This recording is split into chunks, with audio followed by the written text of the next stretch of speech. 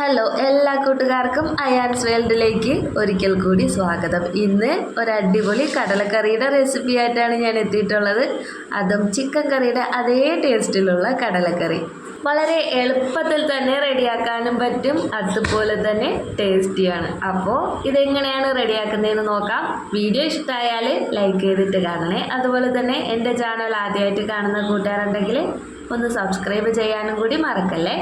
അപ്പോൾ നമുക്ക് നേരെ റെസിപ്പിയിലേക്ക് കിടക്കാം.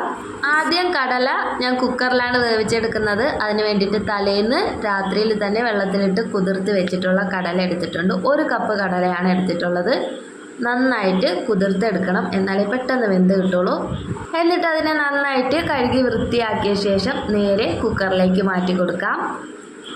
എന്തായാലും കടലക്കറി ഇഷ്ടപ്പെടാത്ത ആരും തന്നെ കാണില്ല. ഈ ഒരു രീതിയിൽ ഒരു പ്രാവശ്യമെങ്കിൽ ഉണ്ടാക്കി നോക്കുകയാണെങ്കിൽ പിന്നെ നിങ്ങൾ ഇതേ രീതിയിലേ ഉണ്ടാക്കൂ, അത്രയ്ക്ക് ടേസ്റ്റാണ്. അപ്പോൾ കടല നേരെ കുക്കറിലേക്ക് മാറ്റിയിട്ടുണ്ട്. ഇനി അതിലേക്ക് ആവശ്യത്തിന് സവാളയും കൂടി ചേർത്ത് കൊടുക്കാം. ചെറിയ ഉള്ളി ചേർക്കുന്ന ഇഷ്ടമാണെങ്കിൽ അതും ചേർക്കാം. ഞാൻ സവാള മാത്രമേ ചേർക്കുന്നുള്ളൂ. അതിൻ്റെ കൂടെ തന്നെ ഒരു ചെറിയ തക്കാളിയും കൂടി ചെറുതായിട്ട് അരിഞ്ഞിട്ട് ചേർത്ത് കൊടുക്കാം. തക്കാളി നല്ല പഴുത്തതാണെങ്കിൽ ഒരു ചെറുത് മാത്രം മതിയാവും. ഇനി അതിലേക്ക് ആവശ്യത്തിന് ഉപ്പും ആവശ്യത്തിന് മഞ്ഞൾപ്പൊടിയും കടല വേവാൻ ആവശ്യത്തിന് വെള്ളം കൂടി ചേർത്ത ശേഷം നന്നായിട്ടൊന്ന് വേവിച്ചെടുക്കാം.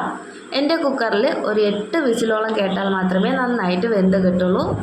നിങ്ങളുടെ കയ്യിലുള്ള കുക്കറൊക്കെ എങ്ങനെയാണോ അതനുസരിച്ച് വേവിച്ചെടുക്കാം. ചില കുക്കറിൽ ഒരു 4-5 വിസിൽ കേൾക്കുമ്പോൾ തന്നെ നന്നായിട്ട് വെന്ത് കിട്ടും.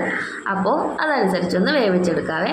എല്ലാം കൂടി നന്നായിട്ടൊന്ന് മിക്സ് ചെയ്ത് കൊടുത്തിട്ടുണ്ട്. ഇപ്പോൾ ഇതിലേക്ക് മസാലകളൊന്നും ചേർക്കുന്നില്ല. മസാലകളെല്ലാം ഏറ്റവും ലാസ്റ്റാണ് ചേർക്കുന്നത്. ഇനി ഇതൊന്ന് വെന്ത് വരട്ടെ. അപ്പോഴേക്കും നമുക്ക് ബാക്കി പണികളുണ്ട്. ഇഞ്ചി വെളുത്തുള്ളി അതൊക്കെ ഒന്ന് റെഡിയാക്കി വെക്കണം. ഇഞ്ചി വെളുത്തുള്ളി പേസ്റ്റ് എല്ലാം ഞാൻ നേരത്തെ തന്നെ റെഡിയാക്കി ഫ്രിഡ്ജിൽ വെച്ചിട്ടുണ്ടായിരുന്നു. അപ്പോൾ ഒരു 8 വിസിലായപ്പോൾ തന്നെ നന്നായിട്ട് കടലയൊക്കെ വെന്ത് കിട്ടിയിട്ടുണ്ട്.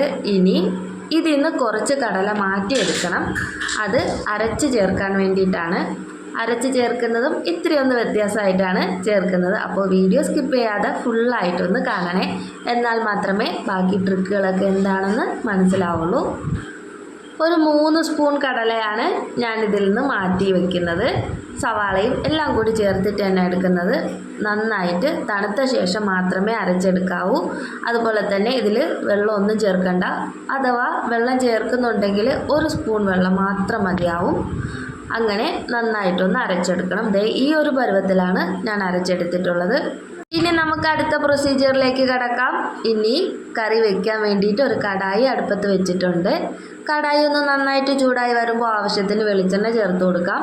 സൺഫ്ലവർ ഓയിലൊന്നും ചേർത്ത് കൊടുക്കരുത്, വെളിച്ചെണ്ണ തന്നെ ചേർക്കണം. എന്നാൽ മാത്രമേ ആ ഒരു തനതായ ടേസ്റ്റിൽ കിട്ടുള്ളൂ. അപ്പോൾ വെളിച്ചെണ്ണയെല്ലാം നന്നായിട്ടൊന്ന് ചൂടായി വരട്ടെ. വെളിച്ചെണ്ണ ചൂടായി വരുമ്പോൾ ഇതിലേക്ക് ഇഞ്ചി വെളുത്തുള്ളി പേസ്റ്റാണ് ആദ്യം ചേർത്ത് കൊടുക്കുന്നത്. 1 കപ്പ് കടലയാണ് എടുത്തിട്ടുള്ളതെങ്കിൽ കറക്റ്റ് 1 സ്പൂൺ ഇഞ്ചി വെളുത്തുള്ളി പേസ്റ്റ് ചേർത്ത് കൊടുക്കാം. കടല കൂടുതൽ എടുക്കുന്നുണ്ടെങ്കിൽ അതനുസരിച്ച് ഇഞ്ചി വെളുത്തുള്ളി പേസ്റ്റും കൂടി കൂടുതൽ എടുക്കണം. ഞാനിപ്പോൾ 1 കപ്പ് കടല ആയതുകൊണ്ട് 1 സ്പൂൺ ഇഞ്ചി വെളുത്തുള്ളി പേസ്റ്റാണ് ചേർത്ത് കൊടുത്തിട്ടുള്ളത്. ഇനി അതിൻ്റെ പച്ചമണം ഒന്ന് മാറുന്നത് വരെ ആ എണ്ണയിലിട്ടൊന്ന് വഴറ്റിയെടുക്കണം. പച്ചമണം മാറുന്ന ആ ഒരു മണമൊക്കെ വരുന്ന ആ സമയത്ത് ഇനി ഇതിലേക്ക് ബാക്കി മസാലപ്പൊടികളൊക്കെ ചേർത്ത് കൊടുക്കണം. അതൊക്കെ ആദ്യമേ എടുത്ത് വെച്ചാൽ പെട്ടെന്ന് ചേർത്ത് കൊടുക്കാം. ഞാനിതുപോലെ മസാലപ്പൊടികളെല്ലാം എടുത്ത് വെച്ചിട്ടുണ്ടായിരുന്നു. ഒരു 2 ടീസ്പൂൺ കാശ്മീരി ചില്ലി, 2 ടീസ്പൂൺ മല്ലിപ്പൊടി, 1/4 ടീസ്പൂൺ മഞ്ഞൾപ്പൊടി. ഇവിടെ മുളക് പൊടിയും മല്ലിപ്പൊടിയും ഞാൻ ഒരേ അളവിൽ തന്നെയാണ് ചേർത്തിരിക്കുന്നത്. സാദാ മുളക് പൊടിയാണ് എടുക്കുന്നതെങ്കിൽ മല്ലിപ്പൊടി കുറച്ചൊന്ന് കൂടുതൽ എടുക്കാം. ഇനി ഈ പൊടികളെല്ലാം പച്ചമണം മാറുന്നത് വരെ ഒന്ന് വഴറ്റി കൊടുക്കാം. അതിനുശേഷം നേരത്തെ അരച്ച് വെച്ചിട്ടുള്ള കടല ഇതിലേക്ക് ചേർത്ത് കൊടുക്കാം. സാധാരണ കടലക്കറി വയ്ക്കുമ്പോൾ ആ ഗ്രേവി ഒന്ന് തിക്കായിട്ട് വരാൻ വേണ്ടിയിട്ട് ലാസ്റ്റാണ് ഈ കടല അരച്ചത് ചേർത്ത് കൊടുക്കുന്നത്. ഈ രീതിയിൽ ചേർക്കുകയാണെങ്കിൽ ആ അരച്ച കടലയിലെ പച്ച ടേസ്റ്റൊക്കെ അങ്ങ് മാറിയിട്ട് ഒരു നല്ല വെറൈറ്റി ടേസ്റ്റിൽ തന്നെ കിട്ടും. എന്തായാലും നിങ്ങൾ ഒരു പ്രാവശ്യമെങ്കിലും ഇതുപോലെ ഒന്ന് ട്രൈ ചെയ്ത് നോക്കണം. അതൊന്ന് വഴറ്റിയെടുക്കാൻ വേണ്ടിയിട്ട് കുറച്ച് വെള്ളം കൂടി ആ ജാറ് കഴുകിയിട്ട് തന്നെ അങ്ങ് ഒഴിച്ചു കൊടുത്തിട്ടുണ്ട്. നന്നായിട്ടൊന്ന് മിക്സ് ചെയ്തെടുക്കാം. മിക്സ് ചെയ്തിട്ട് നല്ലതുപോലെ ആ ഒരു പച്ചമണമൊക്കെ മാറി വരണം. ആ ഒരു മസാലയും ഇഞ്ചി വെളുത്തുള്ളി പേസ്റ്റും എല്ലാം കൂടി ചേർന്ന നല്ലൊരു മണമൊക്കെ വരും. നന്നായിട്ട് ഇത് റോസ്റ്റായിട്ട് വരുന്ന സമയത്ത് ആ ഒരു നല്ല മണം വരുന്നത് വരെ ഒന്ന് ഇളക്കി കൊടുക്കാം. അതായത് പച്ചമണം നന്നായിട്ടൊന്ന് മാറിക്കിട്ടണം. അതിനുശേഷം മാത്രമേ ബാക്കി കാര്യങ്ങളൊക്കെ ചെയ്യാവൂ. അപ്പോൾ ഏകദേശം കടല അരച്ചതും റെഡിയായി വന്നിട്ടുണ്ട്. ഇനി ഇതിലേക്ക് ആവശ്യത്തിന് ഗരം മസാല ചേർത്ത് കൊടുക്കാം. ഞാനൊരു 1/4 ടീസ്പൂൺ ഗരം മസാല ചേർത്ത് കൊടുത്തിട്ടുണ്ട്. ഇനി ഒന്നും കൂടി ഒന്ന് മിക്സ് ചെയ്തെടുക്കാം. ഇത് നന്നായിട്ടൊന്ന് മിക്സ് ചെയ്തെടുത്ത ശേഷം ഇനി നമുക്ക് കടലയും അതിൻ്റെ വെള്ളവും എല്ലാം കൂടി ഇതിലേക്ക് അങ്ങ് ചേർത്ത് കൊടുക്കണം. ഇങ്ങനെ ചെയ്തെടുക്കുമ്പോൾ കടലക്കറിക്ക് നല്ലൊരു തിക്നെസ്സും കിട്ടും, അതുപോലെ തന്നെ നല്ലൊരു വെറൈറ്റി ടേസ്റ്റും കിട്ടും. ചിക്കൻ കറിയുടെ ഗ്രേവിയൊക്കെ കഴിക്കുന്ന അതേ ടേസ്റ്റിൽ തന്നെ ഈ ഒരു കറി കിട്ടും. അപ്പോൾ ഇതുപോലെ വെച്ചിട്ടുള്ളവർ എന്തായാലും കമൻറ്റ് ചെയ്യാൻ മറക്കല്ലേ. അതുപോലെ തന്നെ പരീക്ഷിച്ചിട്ടില്ലാത്തവർ ഉറപ്പായിട്ടും ഒന്ന് പരീക്ഷിച്ച് നോക്കണം. ഇനി നമുക്ക് നേരെ വേവിച്ച കടലയൊക്കെ ഇതിലേക്ക് അങ്ങ് ചേർത്ത് കൊടുക്കാം. ഞാൻ ആദ്യം കുറച്ച് വെള്ളം ഒന്ന് ചേർത്ത ശേഷം ഒന്ന് മിക്സ് ചെയ്തെടുക്കുന്നുണ്ട്. ആ ഒരു സമയത്തിന് ആ ഒരു കറിയുടെ തിക്നെസ് ഒക്കെ എങ്ങനെയാണെന്ന് മനസ്സിലാവും. പിന്നെ ബാക്കി വെള്ളമൊക്കെ ചേർത്തെടുക്കുമ്പോൾ തിക്നെസ് കുറഞ്ഞു പോവുകയൊന്നുമില്ല, നല്ല തിക്കായിട്ട് തന്നെ കിട്ടും. നല്ല കുറുകിയ ചാറാണ് ഈ ഒരു കടലക്കറിക്ക്. ആ ഒരു ഗ്രേവിയൊക്കെ ഇതുപോലെ ഒന്ന് മിക്സ് ചെയ്ത് കൊടുത്ത ശേഷം ഇനി ബാക്കി കടലയും കൂടി ഇതിലേക്ക് അങ്ങ് ചേർത്ത് കൊടുക്കാം. ഈ ഒരു കടലക്കറി റെഡിയാക്കാൻ വേണ്ടിയിട്ട് ഈ ഒരു അരപ്പും കാര്യങ്ങളൊക്കെ ഒന്ന് മിക്സ് ചെയ്തെടുക്കുന്ന ആ ഒരു സമയം മാത്രമേ കൂടുതലാവുന്നുള്ളൂ. ബാക്കിയെല്ലാം പെട്ടെന്ന് ആയിക്കോളും.